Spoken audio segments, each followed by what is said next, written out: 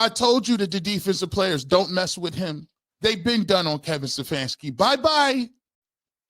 But you guys always need to see proof on Sunday. You always need to see proof on Sunday. I know. During the week on Monday, by the time you get to Monday, you vent, you get over it.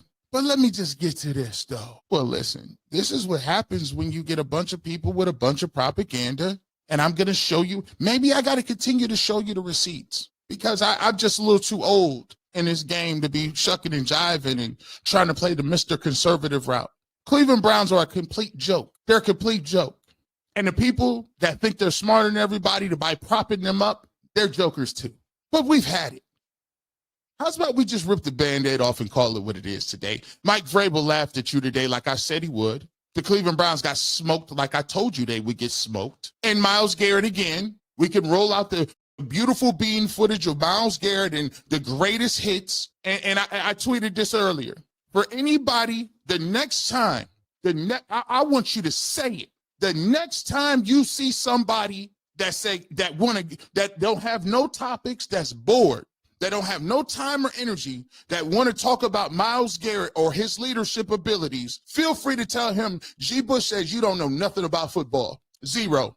Your hand ain't never been in the dirt. That's the quickest way to understand whether somebody has played a sport or not. This might not be for every single doggone person out here. Today it might be a little harsh in the chat. But today we got to pull the cards and call them what they is. They might have let a bunch of y'all into the game too quickly. It's a bunch of people running around here with no stats, no nothing. No gassers, no tackles for loss, don't catch the football, don't know what a football look like.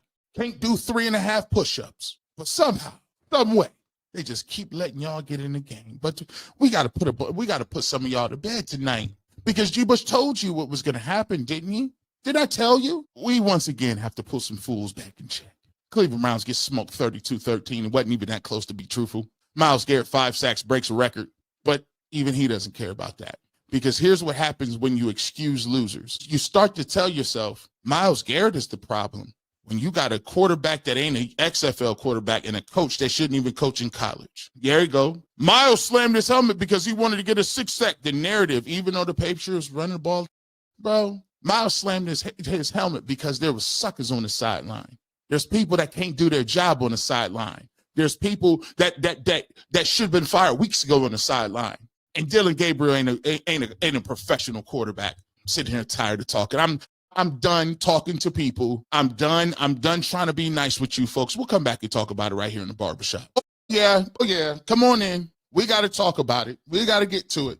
Because I've already said it. This might not be for everyone. I'm okay. Oh my gosh, it's that G. Bush character again. He's coming back talking that noise. I'm going to tune him out. Yeah, y'all might want to go just do some lawn work.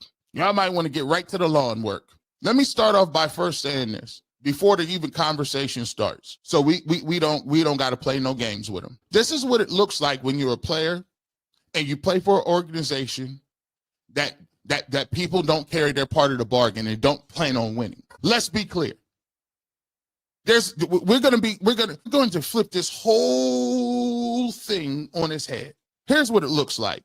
If you saying if you want to go to the Myles Garrett leadership trope, they should confiscate your media pass. If you want to keep going to that trope, they should get you out of the game.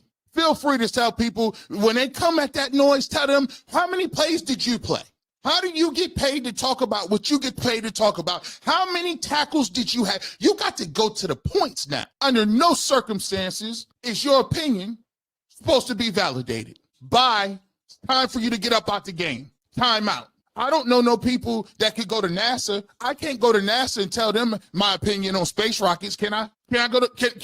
Can I pull up? Can I go to MIT and start telling them about string theory? Huh? Can I walk in Merrill Lynch and tell them, hey, listen, this is the latest hedge fund I got? No, you're not qualified. Qualifications count. I watched Myles Garrett come out here and dominate at a position I played premium-wise for well over 10 to 12, 13 years of my life. And you feel that because you got you a microphone or a pencil, if you can't do 200 push-ups, you can't say nothing about Myles Garrett.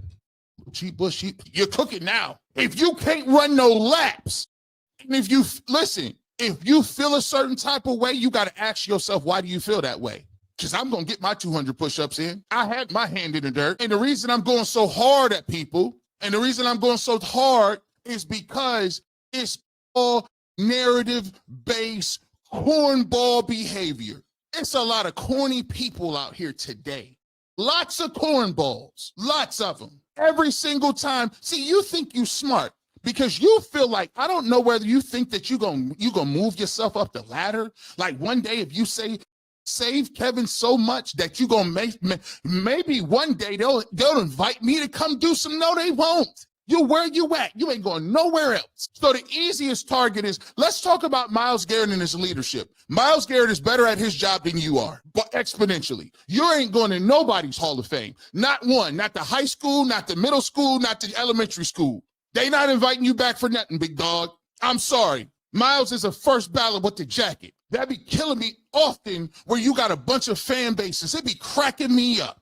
You got these fan bases out here that ain't never won nothing, ain't seen nothing. But the second something get tough, the dude that's producing, they got 16, 17,000 sacks. You want to go to his leadership. What is leadership, bro? You know what I call it? Can you do a job or can't you? I don't need nobody at my job to do nothing for me about no leadership. You think I give a damn about somebody's leadership? I'm going to come show up and do my thing regardless. You're a sucker if you need another grown man to tell you what you need to be doing. You need another grown man to set an example how to lead your family. So let me get this. If you got a home invasion, you calling Myles Garrett, right? Or you go stand up for your family. Sucker tendencies. I need leadership. You need to grow a pair. This is the difference between flag football and people who played and people who talk about it. You couldn't talk about no sports back in the day if you ain't ran no gassers. You get in the Oklahoma drill and talk about that talk. They done let y'all hang out and do fantasy football way too long, and now you comfortable. Oh, I'm comfortable. What you talking about, bro? Half the reason the Browns get smoked and we get clowned is because y'all don't even do your job. You're too worried about hanging out, chilling, backroom text messages. And I'm tired of pretending Dylan Gabriel is good. He's not. He's not. You know he's not. He's never been it. It's whole people talking about fifth-round picks and Shedeur Sanders. Dylan Gabriel ain't going in nobody's third round except for the idiot Cleveland Browns who took him. Where else was he going? Who else was beating his doors down? Come on now. Come on. It's time out for the games. All of that supercomputer noise y'all was kicking. All that extra over-the-top rubbing shoulders. Talk about his processing. Girl, this dude throwing the ball to nobody in the flats. Nobody. Who's out there? And I got to sit up here and pretend I done played half this sport. I done played this. I got injuries that won't never heal playing this game of football. I'm up all times of night breaking out film, and I got to argue with folks that don't watch no tape, don't do nothing, and yo sit up there and I'm supposed to respect what they supposed to say, and I'm watching it every week. You and I are not the same. I'm sorry, you're not. But don't take my word for it, because Joe Hayden said it. Don't take my word for it. Corner said it. Don't take Garrett Werner's word for it. Ocho Cinco said it. Chase Daniel done said it. Huh? How many more you want? How many more you want? Well, we're going to hear a bunch of this. How you playing this? I told you how it be. I told you. It's a bunch of, well, what did you think was going to happen? You think that's a good answer for something? What did you think was going to happen? You sat up here and pushed this narrative about this dude that couldn't play, and you know he couldn't play. And now that he's not good, and the head coach we told you was not carrying his water in his playbook is trash, you carried water for him for 2-3 years, writing these save me articles. It's not his fault articles. Hey, well, the defense and the offense, and look at they're not good. They're not. Who picked them? Who picked everybody on the Cleveland Browns? You tell me. Did Santa Claus come pick them? Did Easter Bunny pick them? Who picked the receiving corps? Was it Rumpelstiltskin? Huh? Who picked them? Did they show up off the street and they just gave them millions? They picked every single person, handpicked them, scouted them, put them on the field, and called plays for them. and you sit up here and say, well, what did you think was going to happen? That's an answer. That's an answer. You couldn't do that in New York. You couldn't do that in Tampa Bay. You can't do that in Dallas. You can't do that in New Jersey. You can't go to no major metropolitan area and sit up here and write an article like that. What'd you think was going to happen? You only get that off in this town. You get it off here because we ain't got no expectations, and you can write anything you want to write, and nobody cares. Take that to somewhere else like Chicago. I guarantee you don't get that off. I guarantee you don't. And the reason is, why are you so animated? Because I'm tired of playing the games with y'all. Y'all play these little semantic games like no, the Cleveland Browns is terrible. Stop running around trying to gaslight people like you know so much more and you got some inside track about how it really isn't that bad and how in boy, listen, stop. We're not going to play that. We're not going to play it. Call names. Oh, you don't want to do that, huh? I'm glad Shedeur Sanders not posted up. I'm glad 12 is somewhere. You know what? His back is hurt. Fine. Because you know what I want them to do? Stand on their own merits. Kevin Stefanski, you stand on your 32-13 butt whooping. Dylan Gabriel, you stand on your 3 turnovers. Don't distract me about, well, it was 12 in the Shedurians. The Shedurians ain't playing. They ain't on the football field. They ain't put no pads on. They ain't tackled one person. Stand on your own merit. And you know what your merit says? You know what the merit says? Nobody respects you. Nobody respects the Cleveland Browns. They laugh at you. Go ask all the players. They look at Myles Garrett like, who wants to go play for that? The guy that is putting up ungodly numbers, that guy you write hit pieces on? That's the guy you criticize? That's the dude who you got a problem with all the time. Not the coach, not the quarterback, not the evaluations, none of it. And you ain't slick either. Because the greatest hits is coming. When you won't say the coach's name, you throw darts at who? It's D. Podesta. You don't even know if D. Podesta even in the building. He ain't even been on camera in 36 years. But you think you're the smartest dude in the world because you can say D. Podesta, the boogeyman? Why don't you say what you really want to say? But we already know what we're going to hear. We hear a bunch of this. This is all we're going to hear tomorrow. Here's all we're going to hear. Courtesy of 92.3 The Fan. I'm just going to say this to Browns fan. What did you expect? You read all the preseason predictions where everyone was telling you it's going to be a long season. Browns are not very good. They may win 3, 4, 5, 6 games optimistically.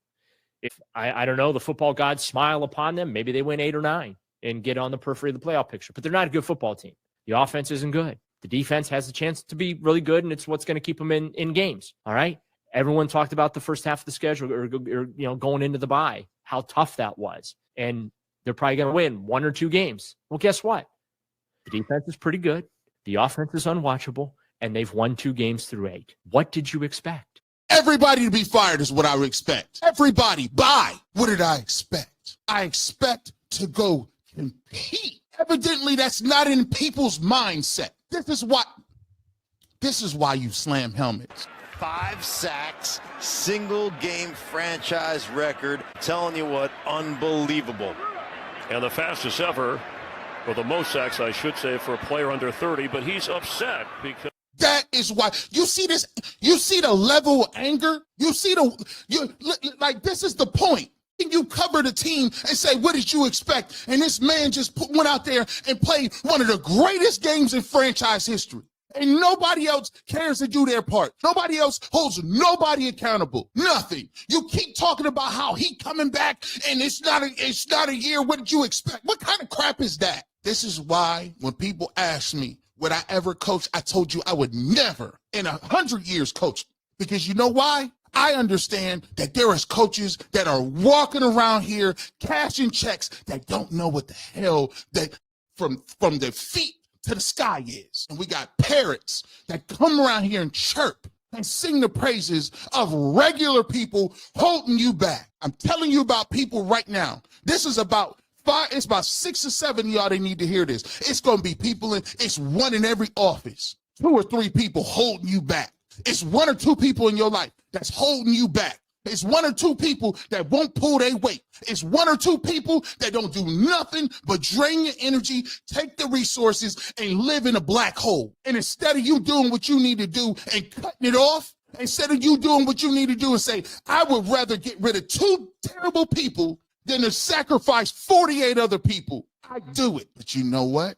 You got to it take heart to do that. 5 sacks and you lost by 3 touchdowns. He said he told you what he told you from the jump street. Corny. And let me just tell you about this too. Y'all could create this fake little call, this fake little thing. Listen, if you thought half the reason y'all be salty, people be saying what they be saying, is because you want to keep the same status quo. It's the status quo. Well, let me get you right. The status quo, it ain't working. The status quo ain't gonna work. Do you want to know? You know how many players reach out to me? Let me just cut the pleasantries. You know how many players reach out to me? Not from here, from all around the whole thing.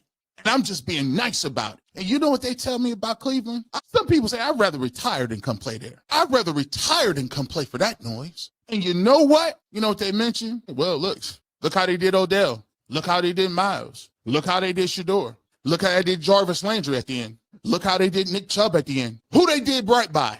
I just named you 6, 7, 8 players that been here during this regime, that put their body on the line, wasting time, wasting energy with a coach. A coach is worth a dime. I could go find high school coaches to do what he do.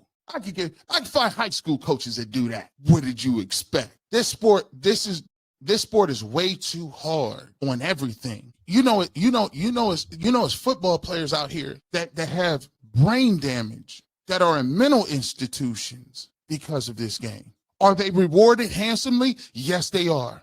But at the end of the day, this ain't no laughing, joking. It's a serious football game where people put their body on the line to come out there and to win for people to sit here and rub the shoulders of a coach who ain't never won nothing, done nothing, first-time head coach, and you holding on to him like he Vince Lombardi. I'm done playing the games. I'm sorry. Listen, and I'm not going to do no arguing either. I ain't going to do no arguing. I'm going to just sit there because I don't validate what you're saying. I don't respect it. I can't. I just can't respect it. I can't do it. And I think it's funny and I think it's hilarious that every time a player's name come up, y'all be borderline disrespectful when you talking about players. You borderline disrespectful. Borderline, you mean when pull you aside, like, hey, bro, you doing a lot with the name calling and stuff. But let it be one of them dudes in the ivory tower. You ain't gonna say nothing. You're gonna sit there and you're gonna warm their shoulders up and stand in front of all of the oncomers. I'm gonna take the bullets for all of them. Go ahead. But what's on debate right here is nasty work. I'd be mad if I was Myles Garrett too. And I had planned on coming in here not saying none of this stuff. I was gonna play it chill. But you know what? I can't do it. I just can't. I cannot do it. The situation is there's people paying their hard-earned money, going down there watching this stuff. And guess what? You tell them, who cares? We already knew they were going to be bad. That ain't it.